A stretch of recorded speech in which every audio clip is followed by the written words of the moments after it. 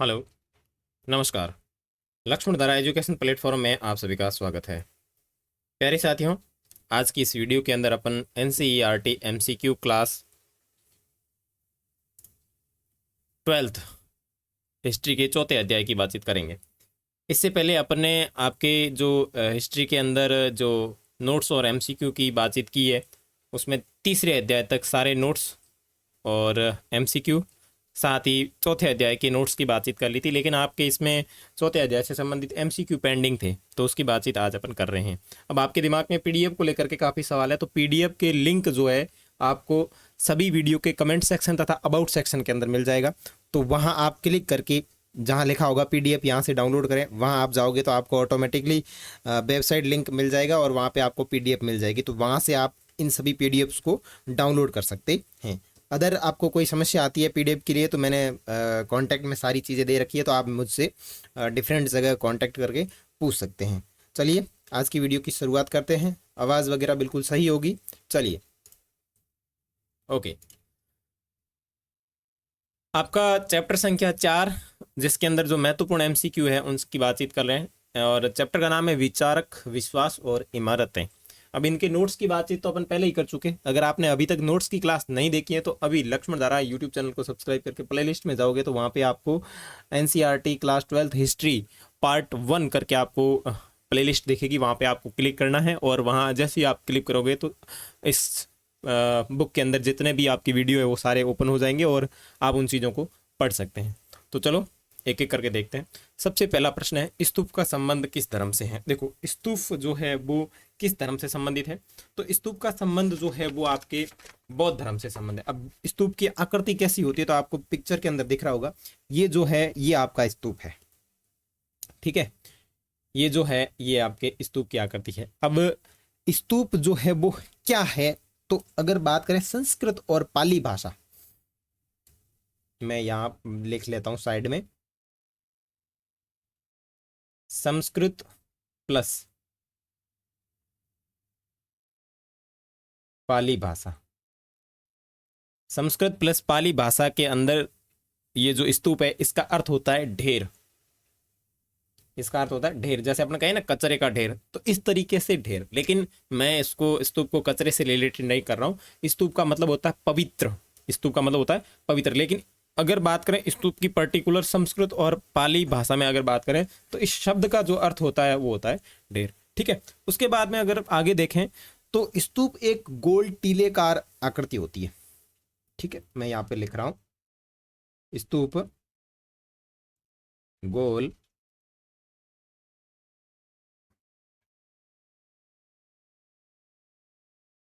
टीले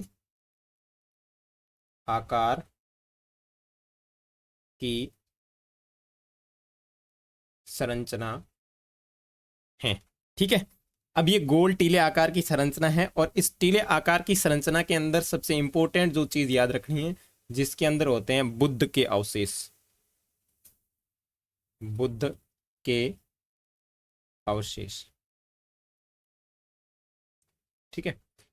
और ये जो आपको चित्र दिख रहा है ये सारनाथ का जो स्तूप है, सारनाथ का जो पवित्र स्तूप है। अब पहले प्रश्न के रिलेटेड जितनी भी चीज़ें मैं आपको वापस बता देता हूँ। स्तूप का संबंध जो है वो आपके इसमें आपके राइट जो होगा वो होगा बौद्ध धर्म, यानी स्तूप का संबंध बौद्ध धर्म से है।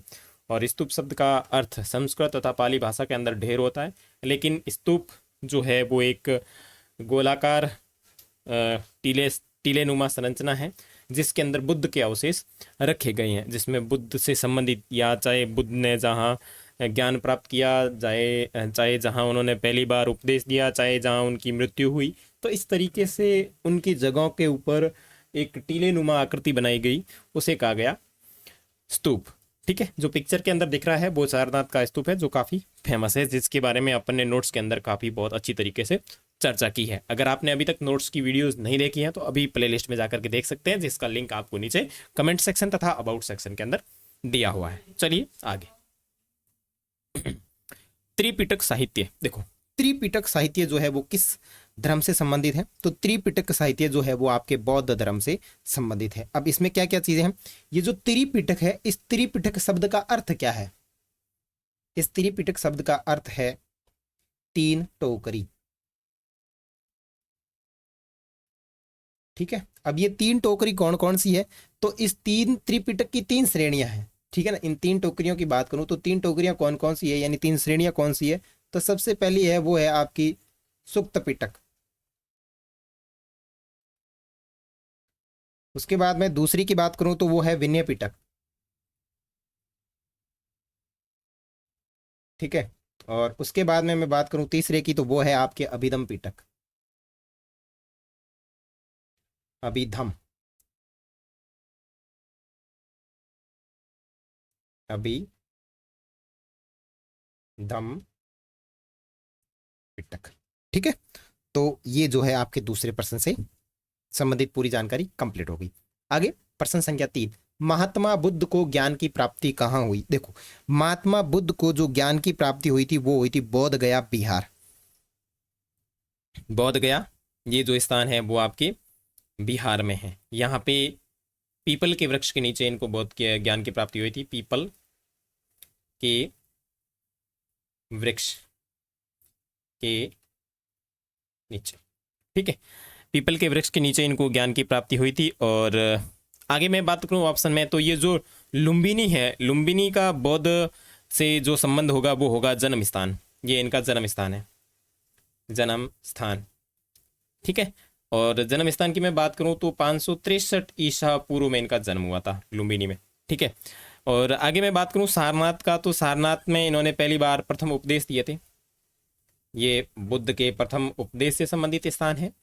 और उसके बाद में आगे बात करूं कुशीनगर, कुशीनगर की बात करूं तो यहाँ पे इनकी मृत्यु हुई थी, जैसे अपन कहते हैं महापरिनिर्वाण। ठीक है, जिसकी चर्चा अपन ने बिल्कुल अच्छी तरीके से नोट्स के अंदर की है। तो मैं बार बार जिक्र इसलिए कर रहा हूं क्योंकि आप नोट्स पढ़ेंगे तो बहुत अच्छी तरीके से चीजें आपको समझ में आ जाएगी। चलिए आगे प्रश्न संख्या 4। प्रश्न संख्या 4 क्या कह रहा है कि श्वेतांबर और दिगंबर का संबंध किस धर्म से है। देखो, श्वेतांबर और दिगंबर का जो संबंध है वो आपके जैन धर्म से संबंधित है। देखो, श्वेतांबर का मतलब होता है श्वेत वस्त्र धारण करने वाले। मतलब क्या होता है इसका, मतलब होता है श्वेत वस्त्र धारण करने वाले जैन धर्म के साधु, यानी इस तरीके से। उसके बाद में दिगंबर, दिगंबर का मतलब होता है इसका उल्टा, यानी वो वस्त्र धारण नहीं करते, वस्त्र धारण नहीं करते। ठीक है ना, तो ये जैन धर्म के संप्रदाय है श्वेतांबर और दिगंबर। तो इसमें जैसे आपको ये दिगंबर दिख रहा है, दिगंबर जैन मुनि, इनके वीडियोज आपने कई बार यूट्यूब पे देखे होंगे। तो दिगंबर जैन मुनि जो होते हैं वो वस्त्र धारण नहीं करते, और श्वेतांबर जो होते हैं वो आपके वस्त्र धारण करते हैं, जो भी बिल्कुल सफेद वस्त्र धारण करते हैं। और श्वेतांबर और दिगंबर जो है वो आपके जैन धर्म से संबंधित है। ओके, चलिए आगे देखते हैं। 5वां प्रश्न, हीनयान और महायान जो संप्रदाय है इनका संबंध किस धर्म से है। तो प्रश्न संख्या 5, हीनयान और महायान का जो संबंध है वो है आपकी बौद्ध धर्म से संबंधित। देखो, इन दोनों की चीजों के बारे में देख लेते हैं कि हीनयान क्या होता है और महायान क्या होता है। देखो, हीनयान, हीनयान का मतलब क्या होता है। देखो, हीनयान का मतलब होता है बुद्ध की मूल शिक्षा का अनुसरण करते हैं। ये क्या करते हैं, बुद्ध की मूल शिक्षा का अनुसरण करते हैं। ठीक है, और जो महायान है, महायान, जो महायान है वो क्या करते हैं, महायान जो है वो करते हैं मूर्ति पूजा में विश्वास, मूर्ति पूजा में विश्वास। ठीक है, ये चीजें जो है वो इससे संबंधित है। आगे प्रश्न संख्या 6, तलवंडी में किस प्रसिद्ध संत का जन्म हुआ था। तो प्रश्न संख्या 6, तलवंडी के अंदर आपके गुरु नानक देव जी का जन्म हुआ था। ठीक है, और गुरु नानक देव जी का जन्म कब हुआ, तो हुआ था 1469। तलवंडी जो है वो आपके लाहौर पाकिस्तान में है, लाहौर पाकिस्तान। ठीक है दोस्तों, चलिए आगे प्रश्न संख्या 7। प्रश्न संख्या 7 क्या कह रहा है, बौद्ध ग्रंथ त्रिपिटक की रचना हुई। बौद्ध ग्रंथ त्रिपिटक की रचना जो है वो किस लिए हुई। तो आगे बात करें तो इसमें जो होगा महात्मा बुद्ध की निर्वाण प्राप्ति करने के बाद, महात्मा बुद्ध को निर्वाण की जो प्राप्ति हुई थी उसके बाद में जो है बौद्ध ग्रंथ में त्रिपिटक की रचना हुई। और कहाँ प्राप्ति हुई थी इनको महानिर्वाण की, यानी इनकी मृत्यु कहाँ हुई थी, तो अपन बात करेंगे कुशीनगर, कुशीनगर या कुशीनारा में इनको मृत्यु प्राप्ति हुई थी। और कब हुई थी, तो 487 ईसा पूर्व। ठीक है, चलिए आगे बात करें। प्रश्न संख्या 8, सुक्त विभाग, खदंगा परिवार, खदंगा परिवार ये तीनों किसके भाग है, तो ये तीनों जो है वो आपके विनय पिटक के भाग हैं। आगे प्रश्न संख्या 9, निम्न में से किस वेद में 10 मंडल, 1028 सूक्त तथा 10,500 अच्छी ऋचाएं हैं। तो बात करें प्रश्न संख्या 9 की, तो इसमें आपका ऑप्शन ए राइट होगा, यानी ऋग्वेद के अंदर ये सारी जानकारी है। नेक्स्ट प्रश्न संख्या 10, महावीर ने पार्श्वनाथ के सिद्धांतों में नया सिद्धांत जोड़ा, उस सिद्धांत का क्या नाम है, तो ब्रह्मचर्य। ये अपने नोट्स के अंदर भी काफी अच्छी तरीके से देखा था। देखो इनसे पहले जो थे वो कौन कौन से थे सिद्धांत, तो अहिंसा, ठीक है। दूसरे नंबर पे बात करूं तो सत्य बोलना, तीसरा जो था वो था चोरी ना करना,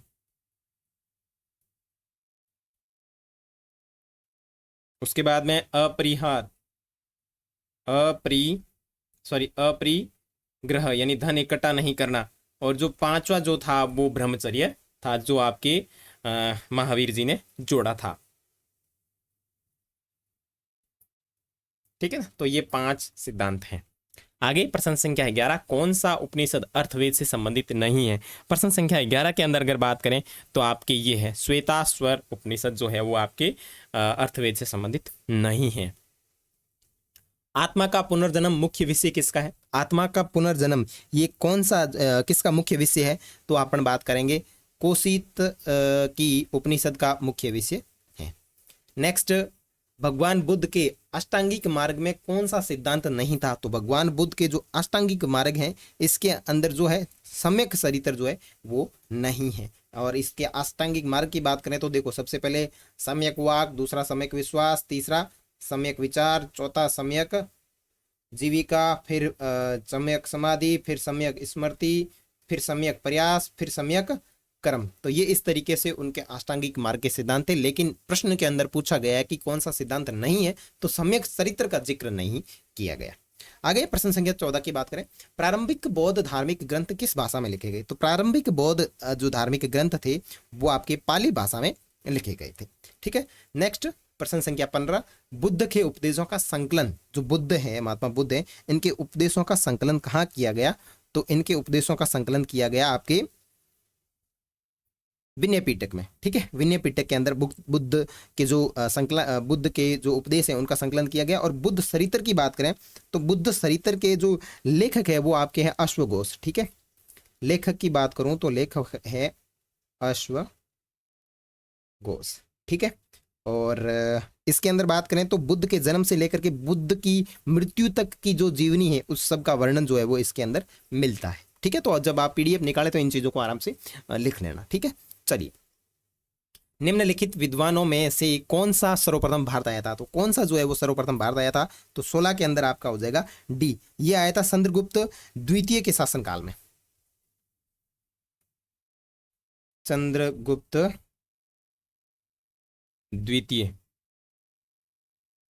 द्वितीय के शासन काल में। और मैं सदी की बात करूं तो आपके हो जाएगी 5वीं सदी।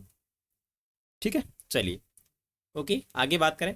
बुद्ध का सारनाथ में दिया गया प्रथम प्रवचन क्या कहलाता है, तो सारनाथ के अंदर बुद्ध का जो प्रथम प्रवचन दिया गया था उसे कहते हैं आपके धर्मचक्र प्रवर्तन। ठीक है, धर्मचक्र प्रवर्तन इनका जो सारनाथ के अंदर पहला प्रवचन दिया गया उसे कहा जाता है। आगे प्रश्न संख्या 18, महात्मा बुद्ध को महापरिनिर्वाण प्राप्त हुआ, महापरिनिर्वाण कहाँ प्राप्त हुआ, तो कुशीनगर के अंदर प्राप्त हुआ था। बौद्ध साहित्य मुख्य रूप से लिखा गया, बौद्ध साहित्य जो है वो मुख्य रूप से कौन सी भाषा में लिखा गया, तो आपके पाली भाषा में लिखा गया था। बौद्ध मत जैन मत का उदय हुआ, बौद्ध मत और जैन मत का उदय कौन सी शताब्दी में हुआ, तो 6वीं शताब्दी ईस्वी के अंदर इनका उदय होता है।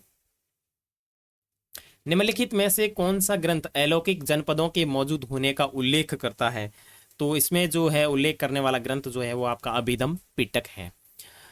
बौद्ध ग्रंथ में बुद्ध के समय कितने जनपदों के मौजूद होने का 105 बार उल्लेख किया गया है। जो बौद्ध ग्रंथ है तो इसमें 105 बार उल्लेख जिनका मिलता है वो है आपके 16 जनपद।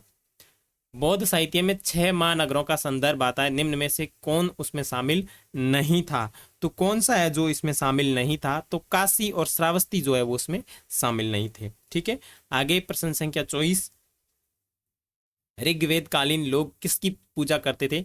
तो कई बार अपन ने पढ़ा है प्रकृति की पूजा करते थे। ठीक है, उत्तर वैदिक काल के अंत तक किसकी पूजा होने लगी। तो किसकी पूजा होने लगी, तो ब्रह्मा विष्णु और महेश इनकी पूजा होने लगी। बुद्ध चरित्र की रचना किसने की, तो अभी देखा था थोड़ी देर पहले, तो अश्वघोष ने इनकी रचना की थी और इसके अंदर बुद्ध के जन्म से लेकर के बुद्ध की मृत्यु तक की सारी जीवनी लिखी हुई है। सांची मध्य प्रदेश के किस जिले में स्थित है। सांची की बात करूं तो मध्य प्रदेश के रायसेन जिले के अंदर स्थित है और सांची के अंदर आपको पता होगा स्तूप भी बना हुआ है। निम्न में से गौतम बुद्ध के शिष्य थे। इनमें गौतम बुद्ध के शिष्य कौन थे, तो आनंद एवं उपाली, कश्यप, सारिपुत्र एवं गोद्राल्य। तो ये जो सारे के सारे हैं वो आपके इनके शिष्य थे। 29 कुंडल वन कश्मीर में चतुर्थ बौद्ध संगीति किसके शासन काल में आयोजित हुई। तो किसके शासन काल में आयोजित हुई, तो ये कनिष्क के शासन काल में आयोजित हुई। संलेखन द्वारा मृत्यु का विधान किस धर्म से संबंधित है, यानी काया क्लेश जो पद्धति है वो कौन से धर्म से संबंधित है, तो ये आपके हो जाएगी जैन धर्म से संबंधित। ठीक है, जैन धर्म के अंदर संलेखन का मतलब होता है काया को कमजोर करना, काया को कमजोर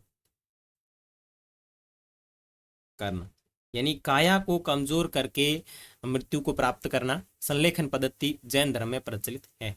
आगे है नाथ मुनि का संबंध है। जो नाथ मुनि है इनका संबंध किस धर्म से है, तो वैष्णव धर्म से है। आगे प्रश्न संख्या 32, कालिदास, भवभूति, सुबुंधु एवं बाण भट्ट आदि किस धर्म के अनुयायी हैं। तो 32 जो है उसके अंदर शैव धर्म के ये अनुयायी हैं। आगे अपार, सुंदर मूर्ति एवं नंदन का संबंध किस धर्म से है, तो इनका जो संबंध है वो आपके शैव मत से है। प्रश्न संख्या 34, भवभूति के मालती माधव में किस संप्रदाय का उल्लेख किया गया है। तो किस संप्रदाय का इसमें उल्लेख किया गया है, तो आपके कपालिक संप्रदाय जो है उसका उल्लेख किया गया है। बाण भट्ट ने कादंबरी ग्रंथ में किस संप्रदाय का उल्लेख किया है, तो बाण भट्ट ने जो उल्लेख किया है वो आपकी पाशुपत का उल्लेख किया है। नेक्स्ट प्रश्न संख्या 36, वीर शैव लिंगायत आंदोलन के जनक कौन है। तो लिंगायत आंदोलन के जो जनक है वो है आपके बासवन्ना। 37, बौद्ध परंपरा में अशोक ने कितने स्तूप बनवाए थे। तो अशोक ने जो लगभग स्तूप बनवाए थे उनकी संख्या 84,000 के आसपास बताई जाती है। और आपको पता होना चाहिए कि जो स्तूप निर्माण की प्रक्रिया है उसमें सबसे ज्यादा स्तूप जो बनाए वो आपके अशोक ने ही बनाए थे। और स्तूपों की बात करें तो सबसे ज्यादा प्रचलन जो है वो अपने अशोक ने ही किया था। हीनयानी पुस्तकें किस भाषा में लिखी गई। तो हीनयानी जो पुस्तकें हैं वो आपके पाली भाषा में लिखी गई। और अपन ने पढ़ा था कि बौद्ध जो अधिकतर ग्रंथ है वो भी आपके पाली भाषा में लिखे गए थे। महावीर का जन्म हुआ, भगवान महावीर जो है इनका जन्म कुंडल वैशाली में हुआ था। प्रश्न संख्या 40, बुद्ध के बचपन का नाम क्या था। तो सिद्धार्थ बुद्ध के बचपन का नाम था। और प्रश्न संख्या 41, तृतीय बौद्ध संगीति का आयोजन कहाँ हुआ। तो तृतीय बौद्ध संगीति का जो आयोजन है वो आपके पाटलिपुत्र में हुआ था। महात्मा बुद्ध का जन्म स्थान कहाँ है। तो महात्मा बुद्ध के जन्म स्थान की बात करें तो थोड़ी देर पहले ही अपन ने चर्चा की थी, कपिल वस्तु। महावीर स्वामी की पुत्री अणोज्या प्रियदर्शना का विवाह किससे हुआ। तो प्रियदर्शना का जो विवाह है वो आपके जमाली से हुआ था। आगे प्रश्न संख्या 44, जैन धर्म के 24वें तीर्थंकर कौन थे। तो 24वें तीर्थंकर की मैं बात करूं तो आपके महावीर स्वामी थे जिन्होंने 5वां सिद्धांत ब्रह्मचर्य को जोड़ा था। प्रथम बौद्ध संगीति कहाँ हुई। तो प्रथम बौद्ध संगीति का आयोजन हुआ था राजगृह के अंदर। ठीक है, सांची का स्तूप किस धर्म से संबंधित है। तो सांची के अंदर जो स्तूप बना हुआ है वो आपके बौद्ध धर्म से संबंधित है। सौती बौद्ध परिषद किसके शासनकाल में हुई थी। तो सौती बौद्ध परिषद जो है वो आपके कनिष्क के शासनकाल में हुई थी। गौतम बुद्ध का जन्म कहाँ हुआ। 48, गौतम बुद्ध का जन्म हुआ था कपिल वस्तु के लुम्बिनी जो आपके नेपाल के आसपास पड़ता है वहां पे गौतम बुद्ध का जन्म हुआ था। ठीक है। आगे महावीर ने पार्श्वनाथ के सिद्धांतों में एक नया सिद्धांत जोड़ा, वो कौन सा सिद्धांत था? ब्रह्मचर्य था, और ये 5वां सिद्धांत था। तो प्रश्न वही है, थोड़े बहुत डिफिकल्ट तरीके से घुमा घुमा के पूछे जाते हैं। आगे श्वेतांबर एवं दिगंबर का संबंध किस धर्म से है? तो श्वेतांबर और दिगंबर का जो संबंध है वो आपके जैन धर्म से है, जिनके बारे में मैं आपको ऊपर बता चुका। आर्यों की सभ्यता किस नाम से जानी जाती थी? तो आर्यों की जो सभ्यता थी वो किस नाम से जानी जाती थी? तो वैदिक सभ्यता के नाम से जानी जाती थी। आर्यों का सबसे प्रमुख पशु कौन था? तो आर्यों का सबसे प्रमुख पशु था वो गाय था। आर्यों का प्रिय पेय पदार्थ जो था वो सोम है, जिसकी जो उल्लेखन जिसका वर्णन जो है अपने को ऋग्वेद में भी मिलता है। महात्मा बुद्ध को महापरिनिर्वाण प्राप्त हुआ। महात्मा बुद्ध को महापरिनिर्वाण कहाँ प्राप्त हुआ? तो 54 के अंदर आपका हो जाएगा सी, कुशीनगर के अंदर प्राप्त हुआ। बुद्ध का सारनाथ में दिया गया प्रथम प्रवचन क्या कहलाता है? तो धर्म चक्र प्रवर्तन कहलाता है, जिसके बारे में अपन ने पहले पढ़ा है। बुद्ध के अष्टांगिक मार्ग में कौन सा नहीं है? तो सम्यक चरित्र जो है वो नहीं है। निम्न में से कौन गौतम बुद्ध के शिष्य थे? तो ये चारों के चारों हैं, वापस रिपीट हो गया तो कोई दिक्कत नहीं। आगे किसके शासनकाल में बौद्ध धर्म का विभाजन हीनयान और महायान संप्रदायों में हुआ? तो 58 की बात करूं तो ये आपके बी, कनिष्क के शासनकाल में ये चीजें हुई थी। आगे गौतम बुद्ध के गृह त्याग की घटना को बौद्ध ग्रंथों में क्या कहा जाता है? ये प्रश्न बहुत इंपॉर्टेंट है, ये काफी एग्जाम में पूछा भी गया है। तो इसमें जो आपका उत्तर होगा वो होगा ए, और इनकी चर्चा अपने नोट्स के अंदर की है, ठीक है ना।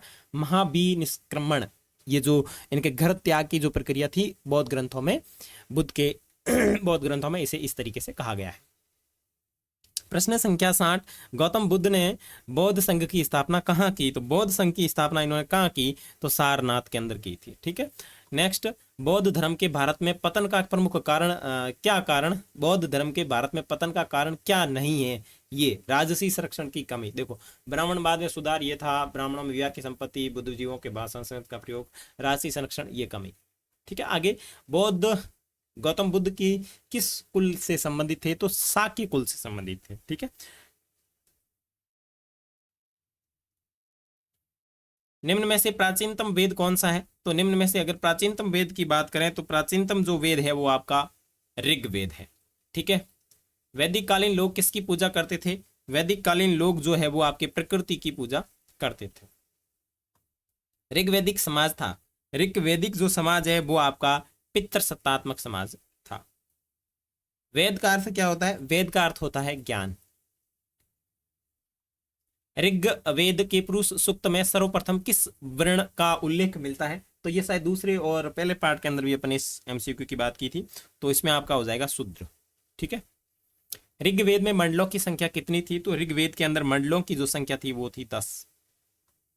जैनियों के प्रथम तीर्थंकर कौन थे? प्रथम तीर्थंकर की बात करें तो इनके जो थे वो थे पार्श्वनाथ, सॉरी पार्श्वनाथ नहीं, ऋषभदेव, ऋषभदेव। सर्वमान्य मत के अनुसार आर्य कहाँ के मूल निवासी थे? तो आर्य सर्वमान्य मत में बात करें तो आपके मध्य एशिया के निवासी थे। उसके बाद में बात करूं 71, उपनिषद मूलतः किस प्रकार के ग्रंथ थे? उपनिषद की बात करूं तो ये आपके दार्शनिक ग्रंथ थे, ठीक है। आगे 72, निम्नलिखित वर्गों में किसे उपनयन संस्कार करने का अधिकार नहीं था? तो सबसे इंपॉर्टेंट बात यह है कि शूद्र जो थे उन्हें ये संस्कार करने का अधिकार नहीं था। बोगसगुई नामक स्थान कहाँ स्थित था? और बोगसगुई नामक स्थान से अपने को बुद्ध के कुछ साक्ष्य भी प्राप्त होते हैं। तो ये जो है ये आपके सी, एशिया माइनर से संबंधित है। और प्राचीन भारत में द्वितीय शहरीकरण कब हुआ? तो ये मौर्य काल जो है इसके अंदर माना जाता है। ये प्रश्न भी इंपॉर्टेंट है कि प्राचीन भारत के अंदर द्वितीय शहरीकरण कब हुआ? तो प्राक मौर्य काल के अंदर हुआ था। जिस बोधि वृक्ष के नीचे बुद्ध को ज्ञान की प्राप्ति हुई उसे किसने नष्ट कर दिया? तो शशांक नामक एक शासक था, उसने इसको नष्ट कर दिया। 76 धर्मचक्र परिवर्तन क्या है? 76 धर्मचक्र परिवर्तन की बात करूं तो प्रथम उपदेश जो थे उसे धर्मचक्र परिवर्तन कहा गया। गौतम बुद्ध को ज्ञान किस नदी के किनारे प्राप्त हुआ था? तो इनकी नदी जो थी वो थी निरंजना नदी, ठीक है। महात्मा बुद्ध को बचपन में क्या कहा जाता था? तो सिद्धार्थ कहा जाता था। और महात्मा बुद्ध को ज्ञान कहाँ प्राप्त हुआ? तो ज्ञान बोधगया में प्राप्त हुआ था। गौतम बुद्ध के समकालीन मगध सम्राट कौन थे? तो बिंबासार या बिंबिसार जो थे वो समकालीन सम्राट थे। और उसके बाद में 81, गौतम बुद्ध को खीर खिलाने वाली स्त्री का नाम क्या था? सुजाता।